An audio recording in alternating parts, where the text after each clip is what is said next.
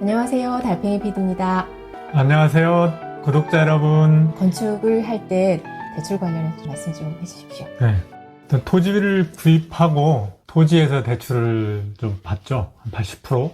건축을 하려면 고민이잖아요. 돈이 얼마밖에 없는데 일단은 건축 자금 대출, 은행에서 말하는 건 시설 자금 대출, 사업자 대출로 나오는 것들인데요. 그것들은 건축이 올라가는 순서에 따라서 대출이 나오는 거거든요. 건축비의 70%, 80% 해준다고 하는데 사실은 건축비도 은행에서 감정을 해서 어느 정도 금액이 나오는데 7, 80%이기 때문에 건축비 한 50%, 60% 정도 나온다고 보시면 될 것 같아요. 10억이면 6억이 나오고 내 돈이 1억이면 8억이잖아요. 2억 정도밖에 안 부족한 거죠. 그 정도면 충분해요. 집을 짓고 준공이 떨어지고 그 다음에 전세 월세를 놓게 되잖아요. 그러면은 전세금에서 그 나머지 부분 충당할 수도 있고 자기가 거주한 집을 내놓고 이사 오는 분들도 상당수가 있어요. 그분들은 거기에 있는 전세보증금이라든지 매매대금으로 충당하면은 일부 대출을 상환할 수도 있겠죠.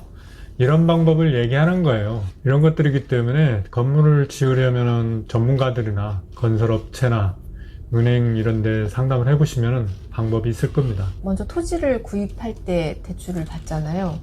네. 그 다음에 건축을 진행하면서도 대출을 받는다는 말씀이신 거죠? 그렇죠. 토지를 대출 받으면서 건축비 대출이 되는 은행하고 해야 되죠. 그래야 약정을 미리 해놓고 가야 되는 거죠. 그러면 그렇게 받은 대출은 건축을 다 짓고 나면 상환을 하나요? 상환해야 되는 경우에 은행도 있고 그거를 담보대출로 전환해주는 은행도 있고 그럼 시중에 큰 은행들이 다 이런 대출 상품들을 취급하는지요?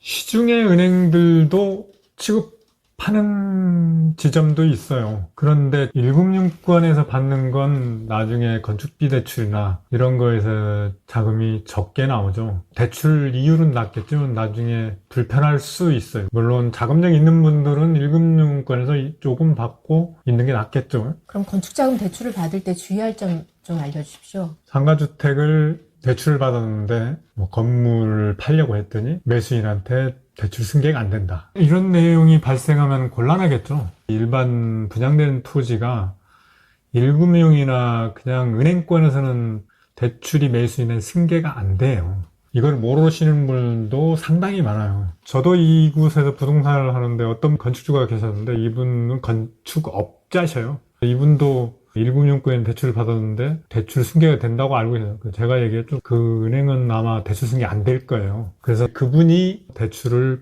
바꿨어요. 되는 은행으로. 바꾸고 난 뒤에 매매를 잘 했거든요. 이렇게 대출을 받을 때 내가 물론 대출을 상환하고 내가 임대사업을 한다든가 내가 장기 거주를 한다는 문제가 안 되지만 보통 토지를 대출받고 건물을 지어서 수익을 올리고 싶은 분들이 많잖아요. 그분들은 은행 대출을 받을 때 전문적으로 아는 사람들을 통해서 아니면 자기가 직접 알아봐서 이런 내용들을 정확히 짚어서 대출을 실행해야 돼요. 토지 대출 얼마가 되는지, 건축비 대출을 얼마나 해주든지, 이 대출은 나중에 담보대출로 근저당이 잡히는 건지, 아니면 건축비 대출은 일정 부분을 제외하고는 내가 상환해야 되는지, 또 마지막으로 향후 매매했을 때 매수인한테 승계가 가능한지 정확히 짚어야 되거든요.